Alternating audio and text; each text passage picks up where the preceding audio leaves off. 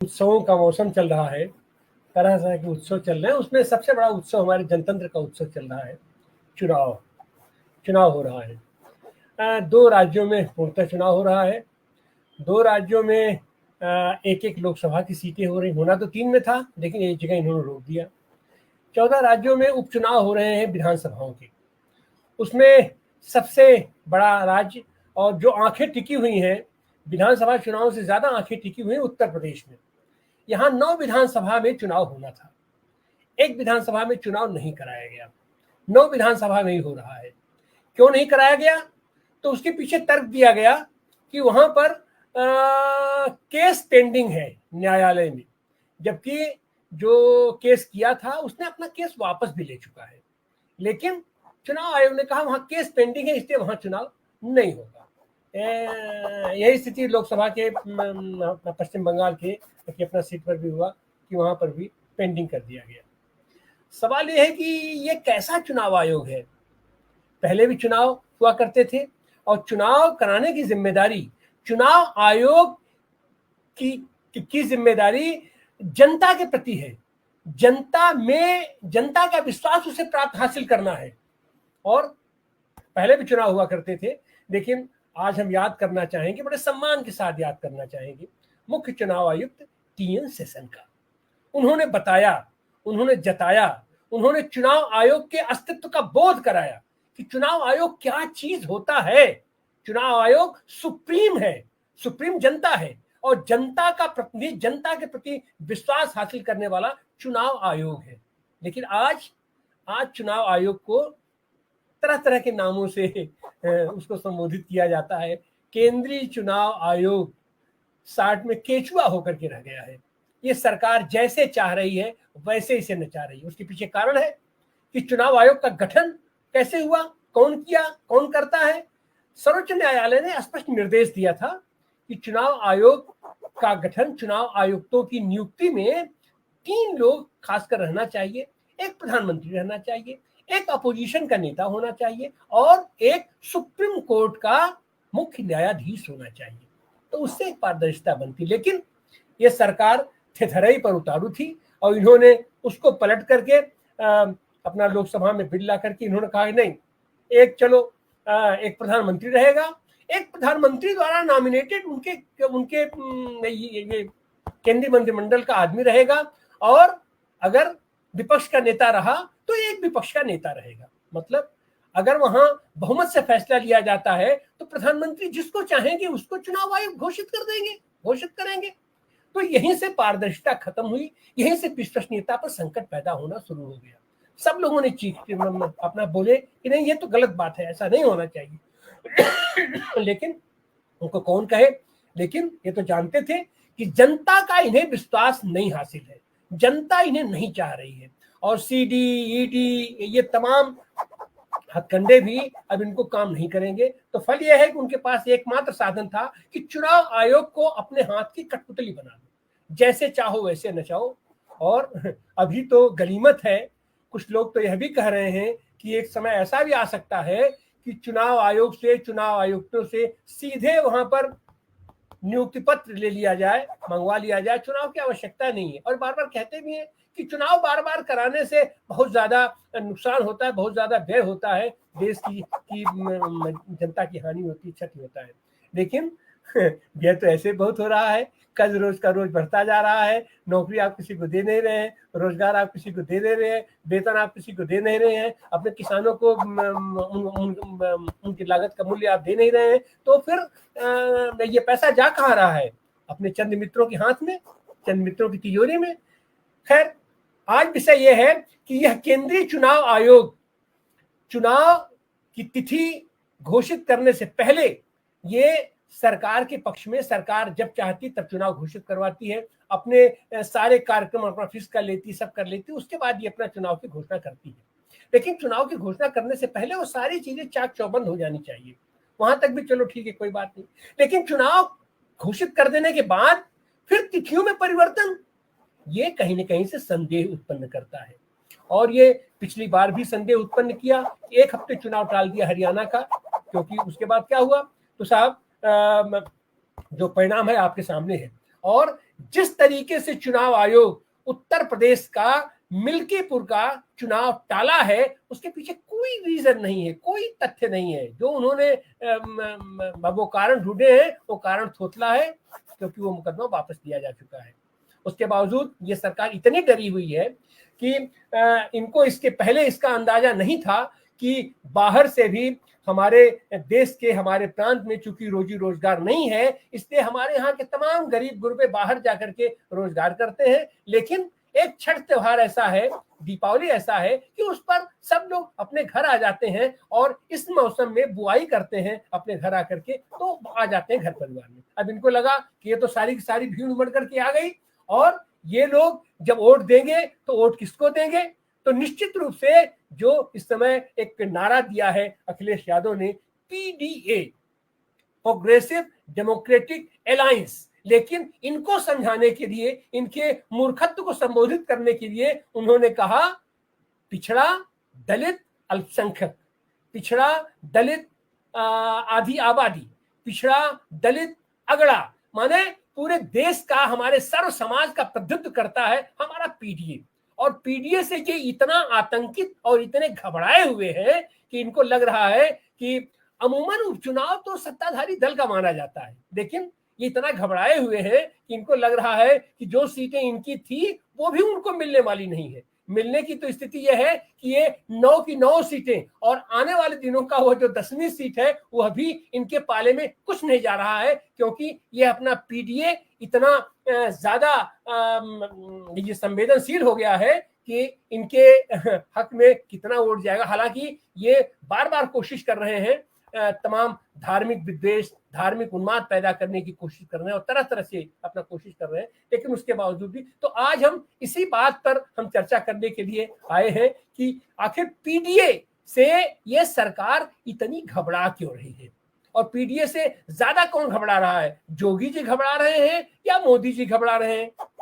ये चुनाव तो उत्तर प्रदेश का है, मैं तो जाहिर सी बात है नहीं, ये मोदी के तो स्वास्थ्य पर इसका असर पड़ना नहीं है, लेकिन इस समय मोदी के को टक्कर देने के लिए, मोदी के विकल्प के रूप में भारतीय जनता पार्टी में भी ये अपने जोगी जी उछाल मार रहे हैं। फल क्या है कि इनको अपना महाराष्ट्र में भी आइकॉन बने हुए हैं, झारखंड में भी आइकॉन बने हुए हैं, वहां पर भी इन्हें जाना है, लेकिन यहाँ पर खास करके उत्तर प्रदेश में अखिलेश यादव जैसा युवा, वैज्ञानिक और तर्कशील नेतृत्व के आगे ये सब के सब बौने हो गए हैं, इनका कहीं कोई अस्तित्व नहीं है। तो आज हम ये कि पीडीए क्या इतना हावी हो गया है कि भारतीय जनता पार्टी को भागना पड़ रहा है और भागने के लिए चुनाव आयोग का सहारा लेना पड़ रहा है?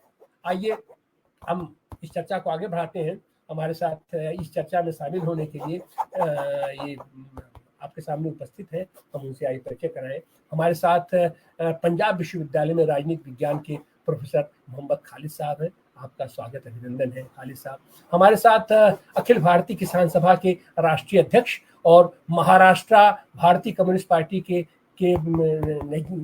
ये सहमंत्री राजन क्षीरसागर जी हैं, आपका भी स्वागत है। हमारे साथ पूर्व नौसैनिक, ये नौसेना के अधिकारी और वरिष्ठ राजनीतिक विश्लेषक महाराष्ट्र से जुड़े हैं, मुंबई से ओम प्रकाश राय जी, आपका भी स्वागत, अभिनंदन है। और हमारे साथ जुड़े हैं शशांक यादव जी, जो समाजवादी पार्टी के हमारे आइडियोलॉग है और खीरी लखीमपुर से पूर्व एमएलसी है, आपका भी स्वागत है। और हमारे साथ जुड़ी है समाजवादी पार्टी की प्रवक्ता पूजा मिश्रा जी। तो हम पहले पूजा मिश्रा जी के पास चलते हैं कि पूजा मिश्रा जी, आप इन चीजों को आप क्या देखती हैं? एक टीएन सेशन हुआ करते थे, उनको बार बार याद कर लेना हमको लग रहा है कि बहुत ही प्रासंगिक और बहुत ही मौजू है। और एक आज की तारीख में अपना चुनाव आयोग है कि ये केचुआ से भी बदतर स्थिति हो गई है, लेकिन ये जिसलिए ये चुनाव से भागने की कोशिश कर रहे हैं, मिल्कीपुर से तो भागे ही, अब 9 चुनावों में भी एक एक दिन अपना खिसकाते चले जा रहे हैं। इसको आप इसको किस तरीके से देखती हैं? आपकी इस पर टिप्पणी पूजा मिश्रा जी। जी, पहले तो आपको नमस्कार आनंद जी, और साथी प्रवक्ताओं को मेरा बहुत बहुत नमस्कार। देखिए, जो चुनाव आयोग है ये कहने में कोई डिनाई नहीं कर सकता कि पहली बात तो जो सरकार है, इसने एक कार्य चालू किया कि जितनी जो सरकारी मशीनरीज है, जिनको कहा जाता है कि ये स्वतंत्र संस्थान है, उनके ऊपर काबिज किया जाए। आपने पहले जैसे बोला है कि इलेक्शन कमीशन में पहले सीजीआई हुआ करते थे, उनको हटा करके अब 3 लोगों की मेंबर ही है, 2 सरकार के लोग हो जाएंगे और 1 विपक्ष का रहेगा, तो 2 की कोई सी भी चीज, भाई सरकार के लोग हैं, एक ही जगह से आ रहे हैं, तो उनकी तो जो सम्मति रहेगी पहले से रहेगी, तो फिर तीसरे का तो कोई मतलब ही नहीं रहा। 2 ने कह दिया मेजोरिटी विन हो गया। वो वहां पे कमजोर करने की कोशिश की। और अभी आपने जैसे कहा ना कि मिल्कीपुर से भागे, मिल्कीपुर की तो अलग ही विडंबना हो रखी थी, वहां पे केस पेंडिंग, शीशामऊ में केस पेंडिंग, पर इलेक्शन कमीशन को जो केस पेंडिंग चल रहा है वो सिर्फ और सिर्फ मिल्कीपुर का दिखता है, शीशामऊ का नहीं दिखता है। मिल्कीपुर में चुनाव नहीं होगा और शीशामऊ में होगा। उसके बावजूद अब जाकर के जो 9 विधानसभा में चुनाव होनी थी, वहां पे भी उसको टाल रहे। आप सोचिए, ये देखिए आनंद जी, कि जिस त्योहार के लिए टाला जा रहा है चुनाव, वो 15 तारीख को है, और उसको टाल रहे। 13 तारीख को वोटिंग है, ये तो और अच्छी बात होती है कि भाई 15 तारीख को जो है चुनाव है, 13 तारीख को सब लोग, सारे लोग रहेंगे, जो आए हुए, जो दीपावली के लिए आए हैं, जो छठ पूजा के लिए आए हैं, जो अभी स्नान होना है, गंगा स्नान 15 तारीख को, उसके लिए भी रह लेंगे। तो 13 तारीख को वोट परसेंटेज बढ़ जाएगा, सारे लोग वोटिंग करके आएंगे। अभी जो आपको पता, मैं इलाहाबाद से हूँ, तो इलाहाबाद में सारे छात्र रहते हैं, लेकिन अभी सब अपने अपने गृह जनपद पे गए हुए हैं। और वो गृह जनपद पे जो छात्र गए हुए हैं, बहुत सारे जनपदों में बहुत सारे जो है बाई इलेक्शन होने थे, उपचुनाव होने थे, वो वहां पे वोट करके आते हैं। ये घबराए हुए हैं क्योंकि इन्होंने उनको जॉब नहीं दिया हुआ है। ये 69,000 जो भर्ती थी ना, इनको लगा क्या था कि 69,000 भर्ती में हम 19,000 सीटें हासिल कर लिए हैं। छात्र क्या करेंगे? 1 हफ्ते प्रोटेस्ट करेंगे, 10 दिन प्रोटेस्ट करेंगे, 15 दिन प्रोटेस्ट करेंगे, महीने दिन प्रोटेस्ट करेंगे, कितने दिन प्रोटेस्ट करेंगे। इन्होंने ये कल्पना ही नहीं की थी कि ये छात्र प्रोटेस्ट करते ही रहेंगे, विपक्ष जो है इनसे सवाल पूछता ही रहेगा, और ये लगातार उससे भाग रहे हैं। आप देखिएगा कि आनंद जी, लोग बच्चे ले लेकर के, जो महिलाएं हैं उनकी शादी हो गई, बच्चे हो गए, वो तब भी लगे हुए, क्योंकि इसमें धांधली हुई है और सरकार इसको छुपाना चाह रही। सरकार को पता है कि जिस दिन इसका परिणाम आएगा, आज नहीं तो कल आएगा, परसों आएगा, जब परिणाम आएगा तब पता चलेगा इसमें बहुत बड़े पैमाने पे धांधली की गई है, और न जाने कितने लोग बेनकाब होंगे इसमें। और इसीलिए सरकार लगातार भाग रही है। सरकार फेस नहीं करना चाह रही, क्योंकि कार्य नहीं किए हुए, कार्य पे चर्चा करने के लिए कुछ है नहीं, तो वो चाह रहे कि ऐसा क्या किया जाए। और मुझे लगता है कि माननीय मुख्यमंत्री जो उत्तर प्रदेश के हैं, वो थोड़ा सा परेशान है। उनको लग रहा है कि अगर ये चुनाव अगर हम हार जाते हैं, तो हो सकता है कि उनका मुख्यमंत्री पद ना रहे। ये जो 2024 में परफॉर्मेंस आया हुआ है, उसमें योगी आदित्यनाथ के ऊपर सबसे बड़ी चिंता है। उनको लग रहा है कि अगर ये बाई इलेक्शन हारते हैं, बाई इलेक्शन में तो उनके यहाँ पे बिल्कुल सख्त निर्देश दे दिया गया है ना कि भाई 2 सीटें माननीय मुख्यमंत्री जी देखेंगे, 2 सीटें डिप्टी सीएम देखेंगे, दो सीटें सबको बांट दी गई हुई है, 2 सीटें आपके प्रदेश अध्यक्ष जी देखेंगे, और जहां पे हार होगी उसका ठेकरा उसके सर पे फोड़ा जाएगा। अब उसमें से देखा जाए, माननीय मुख्यमंत्री जी को दे दी गई मिल्कीपुर, अब वो परेशान है मिल्कीपुर पे, वो वहां से जीत ही नहीं सकते हैं। उन्होंने वहां की 13,000 जो सेना के लिए आरक्षित जमीन थी, 13,000 एकड़ जमीनें, उसको बेच दी। बेचने के बाद में दिया किसको? अडानी को दे दिया, रामदेव बाबा को दे दिया, और ऐसे एक बाबा को दे दिया।